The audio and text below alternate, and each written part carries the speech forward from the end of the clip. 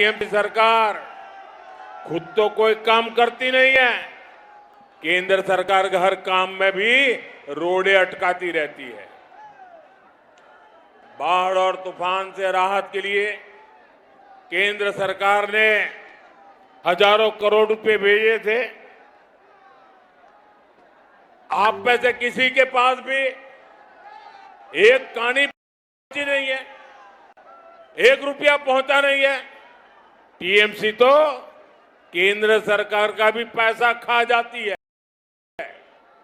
साथियों, बंगाल से ये आफत तभी हटेगी जब यहां बीजेपी का सीएम होगा, और पीएम तो आपने बीजेपी का बना दिया है।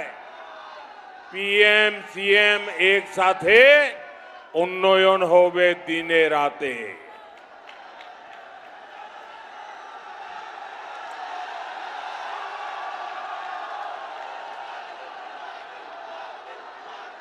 साथियों,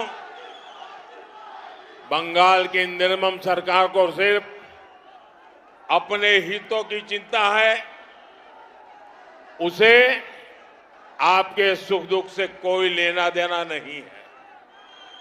इसका एक उदाहरण है मथुरापुर का भंग मेला।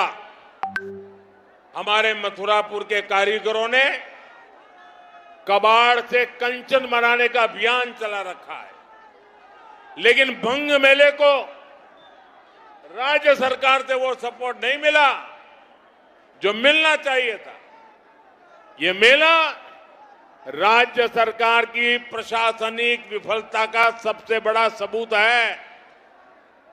साथियों, बीजेपी का संकल्प है मथुरापुर के इस भंग मेले को हम स्वच्छ भारत मिशन का एक गौरव बनाएंगे।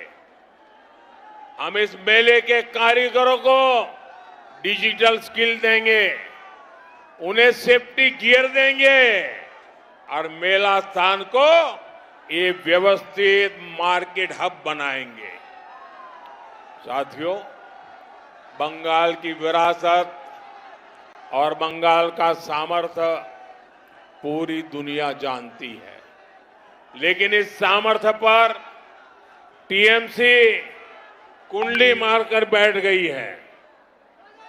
यहां बिना करप्शन के कोई काम नहीं होता। हर काम में टीएमसी को कटबनी चाहिए।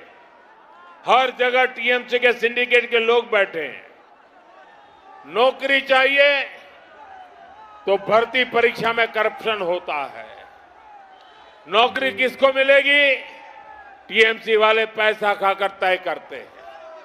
साथियों, बंगाल में अगर किसी को जमीन खरीदनी होती है तो उसमें भी बीच में, अगर किसी को जमीन भी खरीदनी होती है तो उसमें भी बीच में दादा मस्तान को पैसा देना पड़ता है। दादा मस्तान के गुंडा टैक्स से गरीब और मिडिल क्लास सबसे ज्यादा परेशान है। घर बनाने में भी सिंडिकेट की मंजूरी लगती है। दोस्तों, अब आगे जगह नहीं है। आप जहां हैं वहीं रुकिए। आपका ये प्यार, आपके आशीर्वाद, ये मेरी बहुत बड़ी पूंजी है। आप आगे जगह नहीं है, कहां जाओगे? प्लीज जहां है वहां से मुझे सुनिए। आपका प्यार, आपके आशीर्वाद, ये मेरे सर आंखों पर है।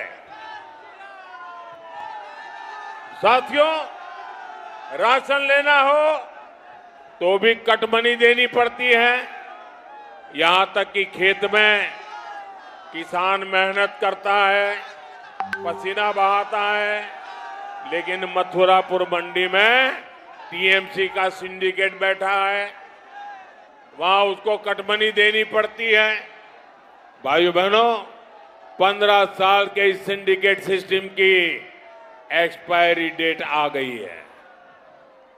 वो एक्सपायरी डेट आप लिख करके रखिए, वो तारीख है 4 मई। मैं टीएमसी के गुंडों से भी कहना चाहता हूं, 4 मई ये टीएमसी के सिंडिकेट और महाजंगल राज की एक्सपायरी डेट है। 4 मई के बाद इस लूट का पूरा हिसाब होगा और काटमानिर खेला चोलबेना, काटमानिर खेला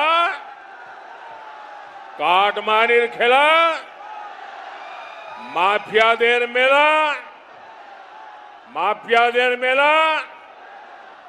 साथियों, मथुरापुर और ये क्षेत्र समुद्र किनारे बसा है। समुद्र से जुड़ी कितनी असीम संभावनाएं इस क्षेत्र के पास है, लेकिन टीएमसी सरकार की वजह से यहां का मछुआरा समाज परेशानियों से घिरा हुआ है। यहां कोल्ड स्टोरेज की अच्छी सुविधाएं नहीं है। हमारे मछुआरा भाई बहन इतनी मेहनत करते हैं, उन्हें जो आय हो सकती है वो नहीं मिलती है, क्योंकि समंदर में टीएमसी की प्राथमिकता ही दूसरी है। यहां समंदर के जरिए तस्करी और स्मगलिंग के कारोबार चल रहे हैं।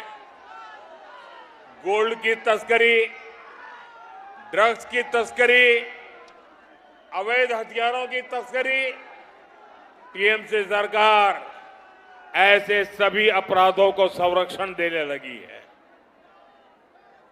इससे इस क्षेत्र की सुरक्षा, यहां के बच्चों का भविष्य दांव पर लग गया है। साथियों, भाजपा सरकार में समंदर सुरक्षित भी बनेगा और बंगाल की समृद्धि का स्रोत भी बनेगा। ये बीजेपी सरकार ही है जिसने केंद्र में पहली बार मत्स्य पालन के लिए अलग से मंत्रालय बनाया।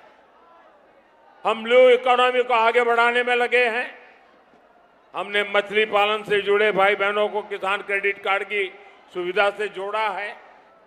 समंदर में जाने वाले हमारे मछुआरा भाई बहनों का जीवन सुरक्षित रहे, उन्हें मछली पकड़ने के लिए बेहतर जानकारी मिले, इसके लिए हम आधुनिक तकनीक का इस्तेमाल कर रहे हैं।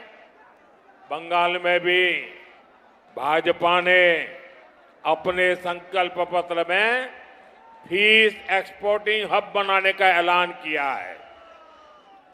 साथियों, बंगाल में भाजपा की सरकार बनते ही मछुआरों की समस्याओं पर फोकस किया जाएगा। हमारा प्रयास यह है कि काकद्वीप का मछुआरा सिर्फ स्थानीय बाजार तक सीमित न रहे, उसकी मछली बड़े शहरों तक पहुंचे, देश के बाहर भी जाए।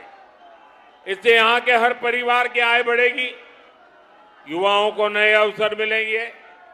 साथियों, टीएमसी ने कैसे यहां के समंदर को असुरक्षित कर दिया है, इसका मैं आपको एक और उदाहरण देता हूं। पिछले दिनों काकद्वीप में अनेक घुसपैठिए मछुआरे पकड़े गए। वो यहां आते जाते रहे, यहां अवैध काम करते रहे। किसके संरक्षण पर? टीएमसी सरकार के संरक्षण पर। वो घुसपैठिए यहां किसका हक मार रहे थे? हमारे बंगाल के मछुआरों का, आप लोगों का, यहां के स्थानीय लोगों का हक मार रहे थे। इसका विरोध होना चाहिए कि नहीं होना चाहिए? इनके खिलाफ कार्रवाई होनी चाहिए कि नहीं होनी चाहिए? लेकिन टीएमसी चाहती है कि घुसपैठियों को न रोका जाए। जब भी मैं घुसपैठियों पर कार्रवाई की बात करता हूं तो टीएमसी इसका विरोध करती है। एक टीएमसी विधायक ने तो स्वीकार किया है कि पैसे लेकर बांग्लादेशियों का नाम वोटर लिस्ट में जोड़ा गया। आप सोचिए, अपना वोट बैंक बढ़ाने के लिए टीएमसी किस हद तक जा चुकी है।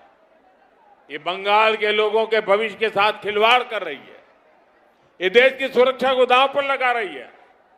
साथियों, भाजपा का संकल्प है कि हम घुसपैठियों के प्रति जीरो टॉलरेंस की नीति पर काम करेंगे। बीजेपी सरकार में बंगाली मानव सुरक्षित और निश्चिंत होकर रहेंगे। साथियों, टीएमसी सरकार यहां हर दिन लोकतंत्र का गला घोंटने का काम कर रही है।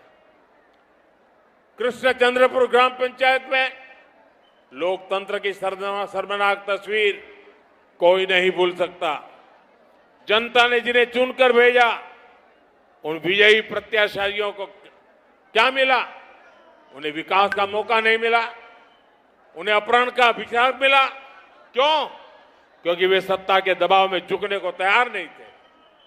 मैं मथुरापुर की जनता से पूछना चाहता हूं, क्या आप ऐसी सरकार चाहते हैं जो आपके चुने हुए प्रतिनिधि को ही अगवा कर ले? दुर्भाग्य से बंगाल में अभी ऐसी ही सरकार है जिसे अब आपको मिलकर हटाना ही है। साथियों, बंगाल की इस धरती ने सदियों पहले राजा प्रताप आदित्य जैसे वीर को जन्म दिया था। इस धरती से तेभागा आंदोलन में किसान और मजदूर अपने अधिकारों के लिए खड़े हुए थे। जब भी किसी ने अधिकार छीना, यहां के लोगों ने आवाज उठाई। बंगाल को कभी डराया नहीं जा सकता। बंगाल पूरे भारत को दिशा दिखाने की ताकत रखता है। हमें एक ऐसे बंगाल के लिए वोट देना है जो सुरक्षित हो, समृद्ध हो और विकसित हो। मैं आप सबसे अपील करता हूं, आप बीजेपी के हमारे जो उम्मीदवार हैं, इन सभी उम्मीदवारों को विजयी बनाइए। आप इतनी बड़ी तादाद में आए, मैं आपका बहुत बहुत आभार व्यक्त करता हूं। मेरे साथ बोलिए, भारत माता की, भारत माता की।